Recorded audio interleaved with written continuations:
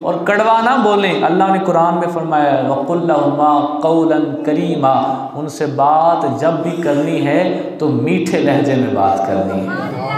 अजकल अपने दफ्तरों फोन आ जाए ना, बंदा लड़ रहा हो ना, किन्ना भी लड़ रहा हो घरेदियां नाल या किसी भी बंदे नाल, 100% गुस्सा पड़िया हो, दफ्तरों फोन आ जाए ना तो उस टाइम लहजा पता कि बदल जाता है, जी सर ठीक है सर, उस टाइम लहजा बदल जाता है, 1 मिनट के बदल जाता है। फुल तप्पे बंदा अपने ऑफिस चो दफ्तर चो किसी मालक का वड्डे का अपने तो वड्डे का फोन आ जाए, उस टाइम लहजा बदल जाता है। यार अम्मा बा वड्डे नहीं है, वड्डे ने, तो फिर यार उन्होंने सामने मैं समझना जो उन्होंने शान अल्लाह ताला ने दी है, अंबिया ते औलिया ते वो उनकी नफूसे कुदसिया ने ना आम मुआशरे के अंदर जो उन्होंने शान दी है वह कोई मुकाबला नहीं कर सकता।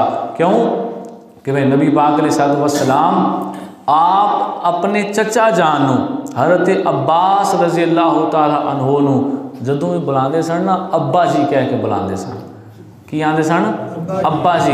आप कभी भी नहीं कहते थे मेरे चचा अब्बास को बुला के लाओ, आप कहते थे मेरे अब्बा जी अब्बास को बुला के लाओ, उनकी बात का अदब करते थे। तो उम्मत को बताना था मैं अपने बाप के भाई को अपनी ज़िंदगी में देखा है, अपने सगे बाप को मैं देख नहीं सका, मैंने अपने बाप के भाई का अदब इतना किया है, अगर बाप को देखता तो सोचो उनका कितना करता।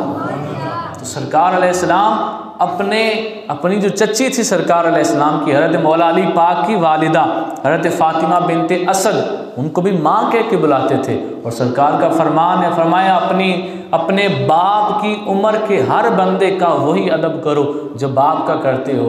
और यहाँ एक कौल बड़ा खूबसूरत, ये सारे सफ़ेद दाढ़ियों वाले बैठे हैं और नौजवान भी बैठे हैं, बड़ा खूबसूरत कौल मेरे नबी पाक अलैहिस्सलाम का सुनाने लगा हूँ। आप अलैहिस्सलाम फरमाते हैं मेरे सहाबा मेरी उम्मत के बूढ़े का अदब किया करो, क्यों कि मेरी उम्मत के बूढ़े बंदे का अदब करना ऐसा है जैसे खुदा का अदब करना।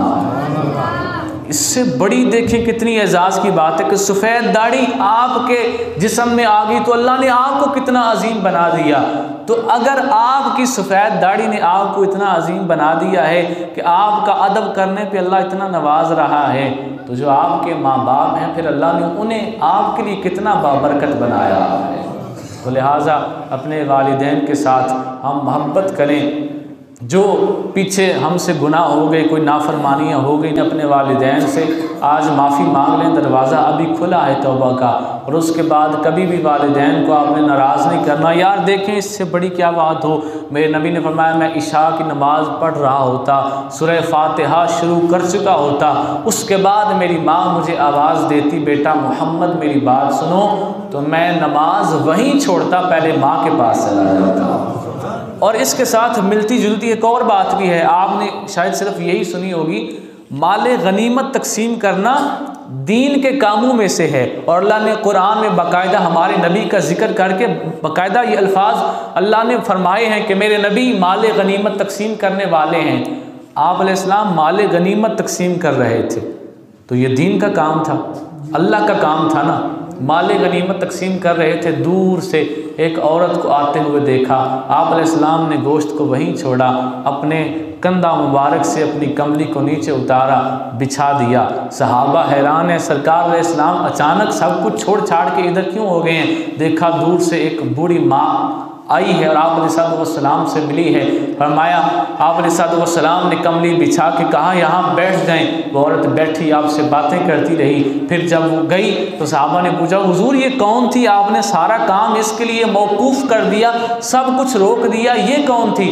तो मेरे नबी अलैहिस्सलाम ने फरमाया ये मेरी रिज़ाई माँ हलीमा सादिया थी। मेरे नबी रिज़ाई माँ के लिए माले गनीमत जो अल्लाह का काम है, दीन का काम है, उसको तर्क कर देते हैं कि पहले माँ का अदब कर लें। तो फिर सोचें अल्लाह ने माँ सगी को कितना नवाजा है, सगी माँ का कितना अल्लाह ताला ने अदब रखा है।